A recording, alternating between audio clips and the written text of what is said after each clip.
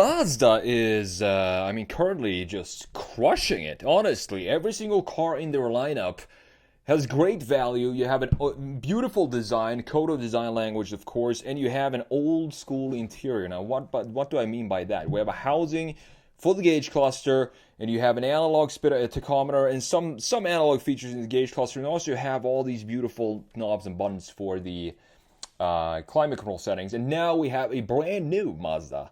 This is called the Mazda 6e. Now, unfortunately, it's not coming to the States, and I don't understand why, because we need more beautiful EVs on the road today. I mean, EVs, yes, I mean, some of them look great, some of them, the majority, I would say, do not have those proportions that I'm looking for in EVs. But looking at this one, there's no way you can tell that this is an EV by just looking at the exterior design. So what we're going to do in this video is have a look at this Mazda 6e and just talk about the design, the spec and tech from front, side, and rear, and also the interior. The interior, I really hope Mazda is not going to jump on the bandwagon of just putting a bunch of screens into their interiors. It's sort of maybe hinting that with this Mazda 6. I'm not sure, because we have an absolutely massive screen in here. So before we jump in Photoshop and have a look at this, let's just check out what this Mazda 6e is all about. So it's introduced in Europe to battle the Tesla Model 3.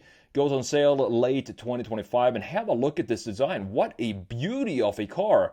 Again, Mazda just crushing it when it comes to exterior designs, and I love that they still keep the Kodo design language intact for their brand new cars. So Tesla Model 3 rival offers 68.8 and 80 kilowatt hour batteries and 300 to 345 miles of range. Not too bad, but it's not the fastest car out there. You have two power options available. The most potent giving 255 horsepower and a 0 to 60 time in 7.6 seconds, which is not fast by today's standards in EV standards. But I don't think that matters really. I mean, 0 to 60 time is starting to get maybe a little played out for EVs.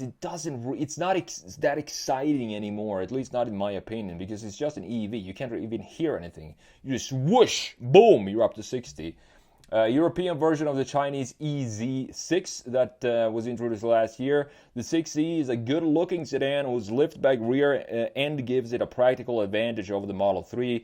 Moving on, Mazda's Kodo design language here again. The 6e features an LED-framed grille, and those lights in the grille, they show you when the car is charging and the state of the battery charge itself. You have frameless door glass, a low roofline, and an active rear spoiler. And these are details that I wish Tesla would implement in their cars. Just make them a little bit more, exciting, and some cool design features in Teslas. I think we're lacking that, even with the refreshed Model 3 and the Model Y now, Juniper as well. The rear-wheel drive chassis layout means the driving experience might well live up to that promise of it being a sporty car. Mazda will offer two EVs, the EV with two batteries. The smallest one, as I said, 16.8 kilowatt hours, delivers up to 300 miles of electric range, can charge at 200 kilowatt and go from 10 to 80% in 22 minutes. I think that the 10 to 80% in 22 minutes, I can't tell you how many times I've seen those exact numbers. It seems to be just the standard. I mean, if you have this type of battery and 200 kilowatt charging, it's got to be 22 minutes. Or you can add 145 miles in 15 minutes. You also have a bigger 80 kilowatt hour battery, stretches the range to 345 miles. However, that is slower charging. It needs 45 minutes to go from 10 to 80%, which is kind of a stretch. You don't want to sit too long. You don't want to have this as a road trip car, I guess. Just stop every 300 miles to just stop for 45 minutes. So go for the smaller battery pack in the 6e. Comes with 255 horsepower, 0 to 60 in 7.6 seconds. The bigger one comes with 241 horsepower. So you have let's see here, the bigger battery pack has less power, not by a lot, but still. Both look like mild performers next to Model 3, which the basic Model 3 does 0 to 60 in 5.8 seconds. Do we still have a rear-wheel drive version for the Model 3? I'm not entirely sure. I know they skipped it for a while. Maybe it's back now. The cabin looks more inviting and less Spartan than the Model 3, and this is, again, something that I want to see Tesla is doing. They sort of did that a little bit, introducing a light bar, in the interior with some ambient lighting. They switched out the steering wheel and added some screens in the back. So they're sort of maybe getting into this, adding a little bit more detail in the interior, something that I've always wanted to see for Tesla. So you have a 10.2-inch infotainment, gauge cluster ahead of the driver, along with a head-up display, and you also have, listen to this. If you think about this, the Toyota Tundra, the big truck, comes with a 14-inch infotainment screen. In this, a small little sedan from Mazda, we have a 14.6-inch screen for the touchscreen. It's just amazing how big the screens are today. Looking at the design, though, I think this is an absolutely stunning-looking design. So with that said, let's jump in and analyze this thing and see what's it about when it comes to design. So let's jump into Photoshop here and have a look at this 2025 Mazda 6e. As I said, unfortunately, it's not coming to the United States, and that is a shame, because this is a very beautiful looking design. Look at the front fascia, all the simple graphics that we have going on here. Very tight looking design. Headlights are right here, so we do have bumper headlights. It doesn't look like it if you just squint your eyes. You'd think that this up here would be the headlights. Love the daytime headlights, because again, look at this. We have a thinner piece going right here into a hockey stick design, meaning that it's a lot thicker in this area and creating this dynamic feel that I want to see in cars like this. You also have the same dynamic feel in these small sections, small hockey sticks up here inside of the headlight as well. Like that it's blacked out, the housing for it, the internal pieces. Again, the main headlight being down here. And these are, I guess, the charging lights that you have inside of the grille itself with this pattern design. You also have the illuminated frame for the grille itself. Details, small details that I feel, it feels like the designers put some effort into making this a very special and definitely a Mazda design for this car. Like the slot that we have here, probably a functional air slot. No openings up here in the grille, obviously, this being an EV. You have the opening down here at the bottom of the front end. Now, looking at the car overall from a front end, it's definitely Mazda, because we have this thick chamfer right here for the grille, which is typical Mazda. The headlights look very clean as well. Mazda has this a design language, coded design language, of course, for the surfacing. But when it comes to the graphics, Mazda has this ability to keep it very traditional, because look at the positioning of the headlight, the grille, the lower section, the intakes. Everything looks like it could have been a very pretty generic looking car, but for some reason, all these small details, the headlight design, the internal pieces, the chamfer around the grille, that is what makes this a Mazda in combination. When you combine all these graphics with the surfacing, you can clearly tell that this is indeed a Mazda. Now, looking at the side view here, some interesting features specifically here in the back. But looking first of all at the shoulder line, you can see all these reflection going on in the body of the car. I love that the shoulder line goes from the corner right here of the taillight, and yes, you know where it's headed, into the corner of the headlight right there. But looking at the proportions, clear, internal combustion engine proportions. This is something that I feel is being implemented now across the board, because Mercedes, they realize the EQS and the EQE luxury electric sedans, they were not selling at all, as expected from Mercedes. It was a huge letdown, and they're starting to understand that people don't want to buy a bean-shaped luxury Mercedes that looks like that. It needs to look like a Mercedes. So Mercedes is completely switching up their strategy when it comes to the EQ designs, which is great to see. They were one of the first to hammer in the bean-shaped design, and the numbers just tells them that it's not going to work. They're not selling any of the EQS and EQE cars. And I'm looking at the rear end here of the Mazda 6e. We have the active spoiler in the back. Very cool to see that on a Mazda like this.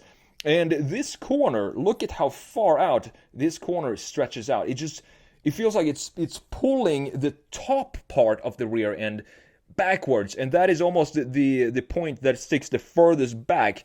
What I would like to do here is to either push this surface in a little bit, or extend the bumper just by a couple of inches to have the lower section be the piece in the side view that stretches further back, and create a little bit more of a dynamic design and less top heavy. This looks pretty top heavy to me because of how far this corner stretched out and upwards in the rear end. Now looking at the wheels here, the wheels look decent. I mean, they're pretty normal, basic Mazda commuter car wheels.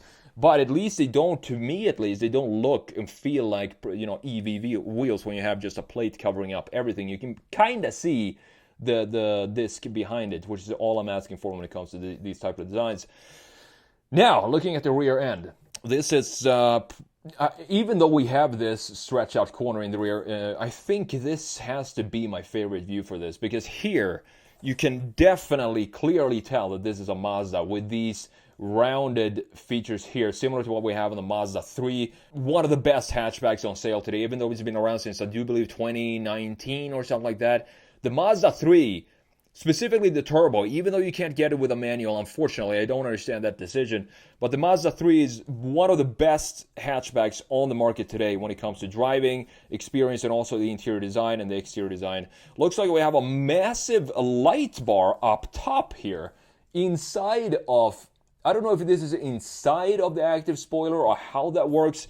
And then we have a secondary light bar at the lower section and then a cutoff light bar at the underneath that. So we have 3 different light bars in the rear end. But look at this looks to me a soul red, Mazda's famous color in both the Mazda 3. You have it in the Miata as well. My favorite color for Mazdas, of course, is the soul red, because I think it has this depth to it, almost like a deep blood red color for the Mazda, looking beautiful. And look at the reflections again in the side here. This is what Kodo design is all about. Just play around with empty surfaces and the harmonious lines and waves, nothing too abrupt in the surfaces, and that is what Mazda is all about when it comes to the design. Now, last but not least, this interior, this is where I get a little nervous, because I've talked so much about the Mazdas I've reviewed and how much I love the interiors, because we simply, even if you go into a CX-90, which is not a cheap car, the CX-72, you still have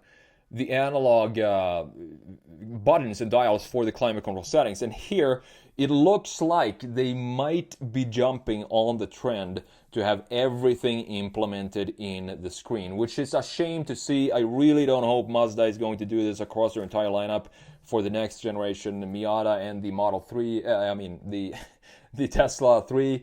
I really hope they keep what they have been doing to keep it separate from the screen.